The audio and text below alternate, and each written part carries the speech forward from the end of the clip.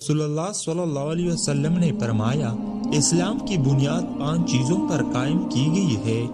اول، گواہی دینا کہ اللہ کے سوا کوئی معبود نہیں اور بے شک محمد صلی اللہ علیہ وسلم اللہ کے سچے رسول ہیں، اور نماز قائم کرنا اور زکوٰۃ ادا کرنا اور حج کرنا اور رمضان کے روزے رکھنا۔ صحیح بخاری حدیث نمبر 8۔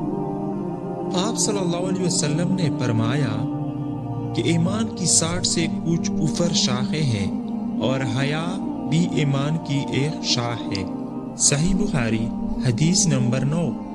عبداللہ بن عمر بن عاص رضی اللہ تعالیٰ عنہ سے نبی اکرم صلی اللہ علیہ وسلم سے روایت کرتے ہیں کہ آپ صلی اللہ علیہ وسلم نے فرمایا، مسلمان وہ ہے جس کی زبان اور ہاتھ سے مسلمان بچے رہے، اور مہاجر وہ ہے جو ان کاموں کو چھوڑ دے جن سے اللہ نے منع فرمایا ہے۔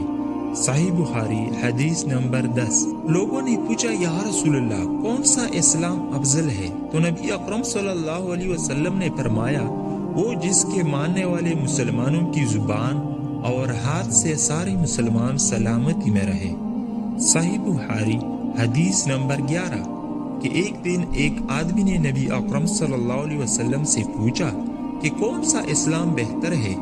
فرمایا کہ تم کانا کے لاؤ اور جس کو پہچانو اس کو بھی اور جس کو نہ پہچانو اس کو بھی، العرض سب کو سلام کرو۔ صحیح بخاری حدیث نمبر 12۔